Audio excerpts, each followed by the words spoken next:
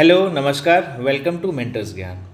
CGPSC prelims 2024 का result कुछ दिनों पहले आया था। जिन जिन का सिलेक्शन हो गया है वो अपने मेंस की तैयारी में जुट गए हैं, पर इस वीडियो में हम उनके बारे में बात नहीं करेंगे।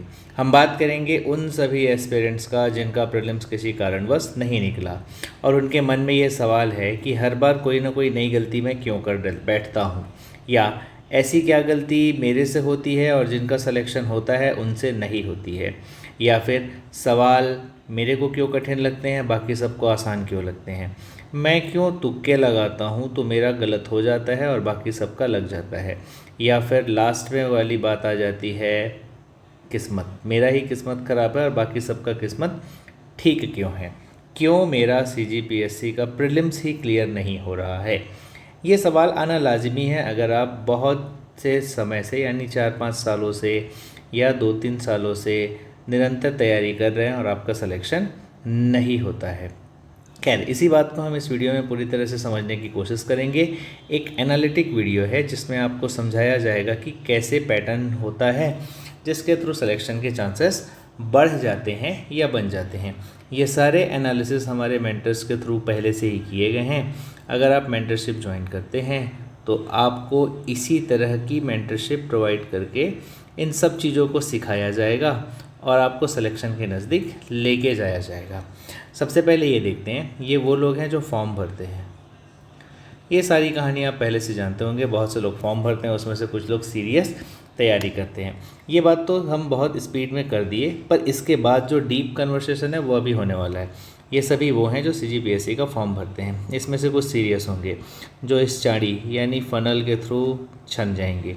छनने के बाद ये वे सभी हैं जो सीरियस कैंडिडेट हैं, यानी जो पढ़ाई किए हैं और चाहते हैं कि मेरा सिलेक्शन हो। तो यही वो संख्या है जिसके बीच में आपका मेन कंपटीशन है।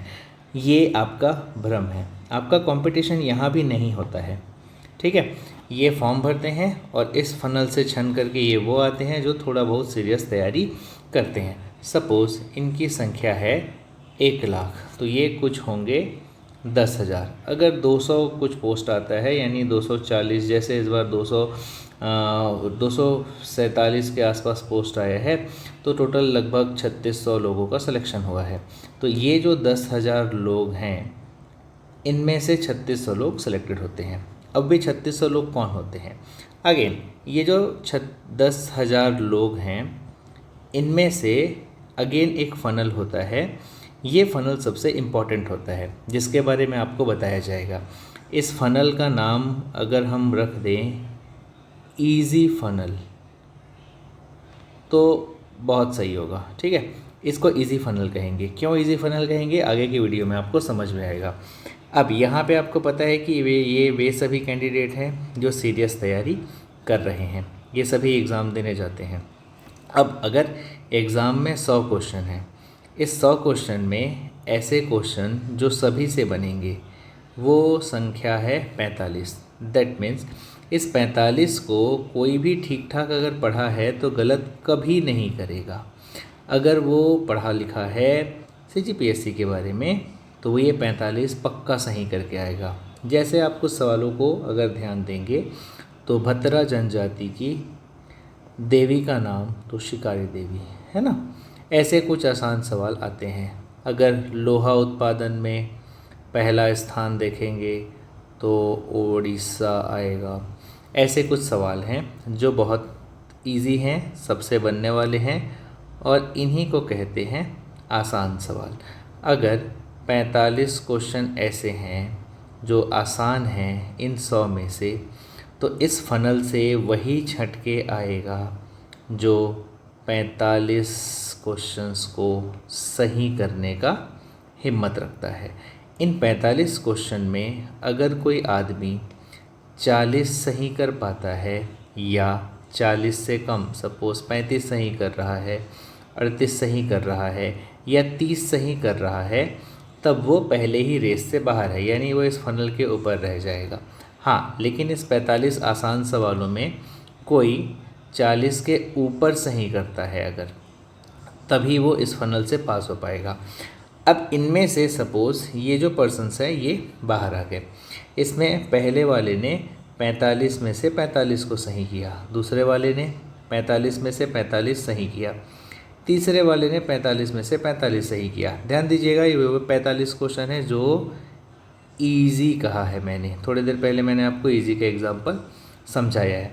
पर ये जो व्यक्ति है ये भी इस फनल से पास हुआ और इसने 45 में से 43 क्वेश्चन सही किए थे, यानी कि इसको वो आसान क्वेश्चन में 100 में से 45 सही हुआ, इसका भी 100 में से 45 सही हुआ, इसका भी 100 में से 45 सही हुआ और इन भाई साहब का 100 में से 43 सही हुआ। अब अगर ये रिस्क लेना चाहेंगे 55 क्वेश्चन पे ये रिस्क ले सकते हैं, 55 क्वेश्चन पे रिस्क ले सकते हैं, 55 क्वेश्चन पे रिस्क ले सकते हैं और 55 क्वेश्चंस पे रिस्क ले सकते हैं।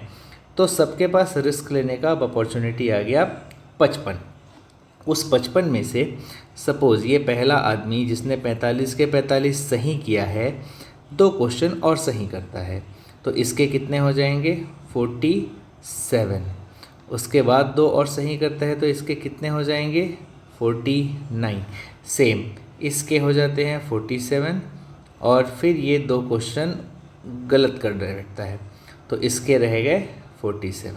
अगर ये 45 में ही स्टे कर गया और इसने 2 क्वेश्चन गलत कर दिया, इसने 2 क्वेश्चन गलत कर दिया तो इसके सिर्फ रह जाएंगे 45।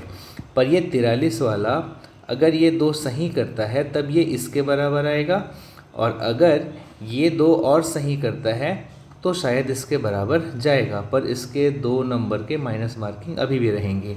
ऑल्दो इसके भी 2 नंबर के माइनस मार्किंग रहेंगे और इसके 4 क्वेश्चंस के माइनस मार्किंग रहेंगे।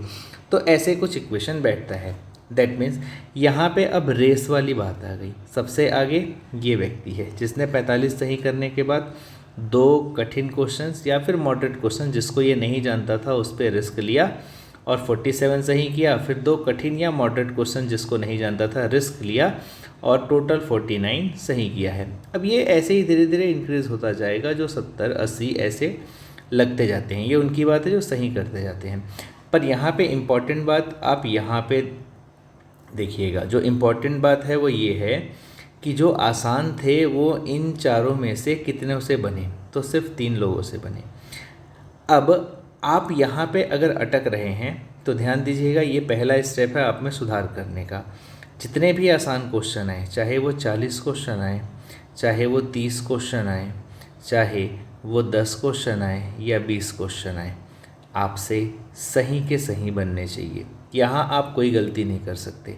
अगर इसमें थोड़ी भी गलती की गुंजाइश आपकी रहती है और आप गलती कर बैठते हैं तो आपको भगवान से वहाँ ये प्रार्थना करना पड़ेगा कि इस व्यक्ति का ये 2 क्वेश्चन गलत हो, ये 2 क्वेश्चन गलत करे, ये 2 क्वेश्चन गलत करे, ये भी 2 क्वेश्चन गलत करे, ये भी 2 क्वेश्चन गलत करे, ये भी 2 क्वेश्चन गलत करे और मेरा ये सही हो जाए। तब आप कहीं जाके इनके बराबर आ पाएंगे। पर ये भी पढ़ लिख के आए हुए हैं, तो अगर आप ये 2 सही करेंगे तो बहुत से चांसेस हैं कि ये दोनों सही ही करेंगे। क्यों? क्योंकि आसान में इन्होंने 45 किया जहां आपने 2 गलत किया है। तो आपकी जो रिस्क कैपेसिटी है हो सकती है इनके बराबर हो तो ये आगे बढ़ेंगे ही, हो सकती है इनसे ज़्यादा हो तो थोड़े बहुत आप आगे आ सकते हैं। पर इधर वाले कंसेप्ट में जो कि आसान क्वेश्चंस हैं उसमें आप इनसे पीछे ही हैं। तो यहाँ पे इम्पॉर्टेंट बात यह है, अगर आप आसान क्वेश्चंस की गलती कर रहे हैं आपको बहुत तैयारी की ज़रूरत है। आप वहीं पे ही रेस से बाहर हो जाते हैं शुरुआती तौर पर अगर आप आसान क्वेश्चंस को गलत कर बैठते हैं। आपको क्या ध्यान रखना है, जितना भी आसान क्वेश्चन आया हुआ है, यानी हर बार प्रीलिम्स में निकालने के लिए या किसी भी वनडे एग्ज़ाम में निकालने के लिए इतने क्वेश्चंस आराम से दिए होते हैं कि आप कोई भी कट ऑफ पार कर लो। गलती आपकी वहीं पे होती है अगर आप अपने अच्छे से पढ़ाई की है कि आप ये आसान क्वेश्चंस पूरी तरह से सही नहीं कर पाते। अब यहाँ पर सबसे पहले जो गलती आपने की है और उसके कारण आपका सिलेक्शन नहीं हुआ है तो अपने पोजीशन को देखने की ज़रूरत है, यानी सेल्फ एनालाइज करना है आपको। अभी आपकी पोजीशन क्या है। सपोज़ 1 से 5 नंबर तक के को आप 1 से 5 नंबर से आप अगर अपने कट ऑफ से दूर हैं, यानी कि कट ऑफ से आपका 1 से 5 नंबर तक कम है, शायद आपका सिलेक्शन 2 नंबर से रह गया, शायद आपका सिलेक्शन 3 नंबर से रह गया, शायद 4, शायद 1 या शायद 5। ऐसे अगर आपके नंबर्स आ रहे हैं तो आपने 2 तरह का मिस्टेक किया होगा शायद। एक तो सिली मिस्टेक, दूसरा एग्ज़ाम प्रेशर में जो आपसे नहीं बना होगा, और ये दोनों दूर हो सकते थे टेस्ट सीरीज़ और बेटर परफॉर्म करने की प्रैक्टिस से। ठीक, अगर आप हैं इस कैटेगरी में कि 5 से 10 नंबर कट ऑफ से दूर है, तो ये आप मान के चलिए कि आपकी सिली मिस्टेक की भी गलती हुई है, एग्ज़ाम प्रेशर भी शायद आप हैंडल नहीं कर पाए होंगे। अगर ये कर लिए हैं तो आपकी तैयारी कम थी। इसके बाद हो सकता है आप इस कैटेगरी में आ रहे होंगे कि आपने 10 नंबर से भी ज़्यादा दूरी बना करके रखा है कट ऑफ से, यानी कि अगर कट ऑफ 107 है तो आपका 97 से भी कम नंबर अगर आ रहा है तो आप ये सारे गलती किए हैं, सिली मिस्टेक भी किए हैं, एग्ज़ाम प्रेशर भी रहा है, लेस प्रिपरेशन भी रहा है, और आप हुए हैं मिसलीड। मिसलीड की बात यहाँ पे सबसे इम्पॉर्टेंट हो जाती है। इसका मतलब ये था पढ़ना कुछ और था, पढ़ना कहीं और से था, पढ़ना कुछ कम था, या फिर किसी अदर डायरेक्शन में तैयारी करनी थी और आप एक गलती कर बैठे जिसके कारण आपको साल भर का हर्जाना देना पड़ रहा है। ये सारी गलतियों को टिक मार कर के इन सब को सुधारने का काम किया जाता है हमारे मेंटरशिप प्रोग्राम में। तो नंबर जो दिया गया है नीचे उस पर मैसेज करो, उस पर कॉल करो और 1-to-1 सेशन बुक कर लो। इसको और भी आसान बना देते हैं, कमेंट में बुक लिख देना और एक्सपर्ट से 1-to-1 मेंटरशिप का आपका स्लॉट बुक हो जाएगा। उसके बाद आप उनसे बात कर सकते हैं। इनकेस आपने इनमें से कोई भी गलती की है वो गलतियां बताएंगे और उन गलतियों को आपके मेंटर के थ्रू सॉल्व किया जाएगा या सॉल्व करने में आपकी मदद की जाएगी। ठीक, अब आपके नंबर के हिसाब से आपके पोजीशंस डिफाइन हो गए कि आप किस जगह पे स्टैंड करते हैं। इसके बाद आता है आगे की राह क्या है। सबसे पहले अपनी रियलिटी को एक्सेप्ट करो। आपसे ये पेपर नहीं निकला, हो सकता था आप निकाल सकते थे, हो सकता था तैयारी थी और आपसे थोड़ी बहुत गलती हो गई, तो उस पोजीशन को मान लो, एक्सेप्ट कर लो। हो सकता है आप पढ़े ही नहीं हो, तो इस बात को भी मानना ज़रूरी है कि मैंने पढ़ाई नहीं की। ठीक, इसके बाद अपने पोजीशन को देखो, आप किस जगह पे स्टैंड कर रहे हैं। वापस अपने 2024 के प्रीलिम्स के पेपर को बनाओ, देखो अभी पेपर का प्रेशर नहीं है, घर में बना रहे हो, तब आपसे कितना बनता है। हो सकता है अभी भी आपके और पेपर के बीच में कुछ गैप होगा। इस गैप को पहले तो लिख लो, इतना का गैप है और ये आपकी पोजीशन है। इसके बाद एक गोल को सेट करो और भिड़ जाओ। देखिए, अगर आप कई साल से तैयारी कर रहे होंगे, हो सकता है आप CGPSC छोड़ना चाहते हो सकता है आप किसी और एग्ज़ाम की तैयारी करना चाहते हैं, पर अगर आप अगेन CGPSC 2025 की तैयारी करना चाहते हैं तो इसके लिए आपको अभी से भिड़ना पड़ेगा। अब आपके पास 2 रास्ते बचते हैं, या तो आप मेंस की तैयारी करेंगे या फिर आप प्रीलिम्स की तैयारी करेंगे। मेरा सलाह आपको है मेंस की तैयारी करिए, क्योंकि Mains is the key to prelims. अगर आपको इस बार के मेंस में कुछ सवाल आपसे नहीं बने हैं, जैसे 4 वाक दर्शन, इसके सवाल आपसे नहीं बने, जैसे जैन दर्शन, इस तरह के सवाल आपसे नहीं बने, आर्टिकल नंबर 200 या 201 में कंफ्यूज हुए हो, ये सारी चीज़ें आपकी सही हो जाती हैं मेंस की तैयारी से। एक बार मेंस अगर आप कंप्लीट कर लेते हैं और एक बार मेंस का रिवाइज कर लेते हैं तो बहुत हद तक आपकी प्रीलिम्स की तैयारी हो जाती है।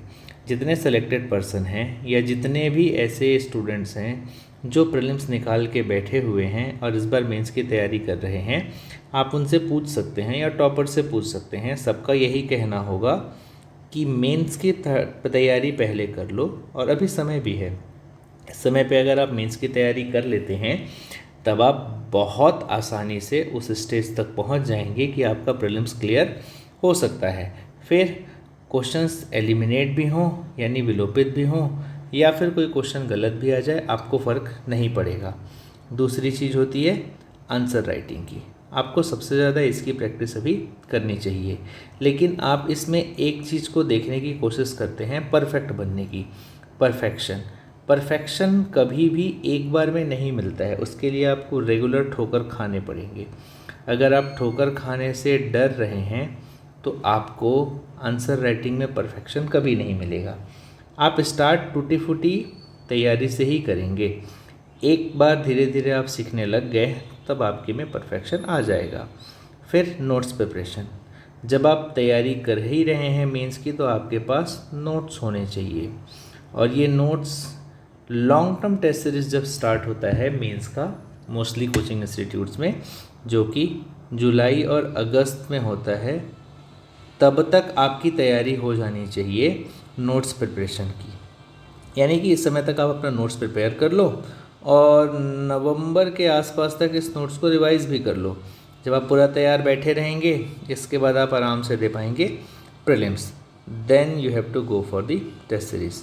किसका? प्रीलिम्स का। और सजेशन आपको ये भी होगा कि अगस्त या जुलाई में जो मेंस का टेस्ट सीरीज़ चालू होता है उसको बिल्कुल अटेम्प्ट दो। तो प्रोसेस यही है, गोल सेट कर लो। और गोल अगर आपका CGPSC है तो मेंस की तैयारी करो। मेंस तैयारी करोगे तो प्रीलिम्स भी बनेगा।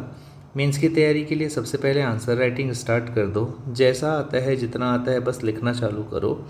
उसके थ्रू नोट्स प्रिपरेशन कर लो, क्योंकि टॉपिक्स आपको समझ में आ जाएंगे PYQ को देख करके। फिर इसके बाद जुलाई में टेस्ट सीरीज़ ज्वाइन कर लेना मेंस की और टेस्ट सीरीज़ देना। फिर इसके बाद प्रीलिम्स की टेस्ट सीरीज़ दीजिएगा। और ऐसे करके आपकी जितनी भी गड़बड़ी थी, चाहे वो सिली मिस्टेक की थी, एग्ज़ाम प्रेशर की थी, लेस प्रिपरेशन की थी या मिसलीड की थी, इन सब को आप ओवरकम कर सकते हैं। अगर समझ नहीं आता है तो मेंटरशिप ले करके मेंटर से बात कर लेना। नीचे दिए गए नंबर पे मैसेज कॉल कर लेना और अपना मेंटरशिप प्रोग्राम बुक कर लेना। Thank you. अच्छे से तैयारी करिए।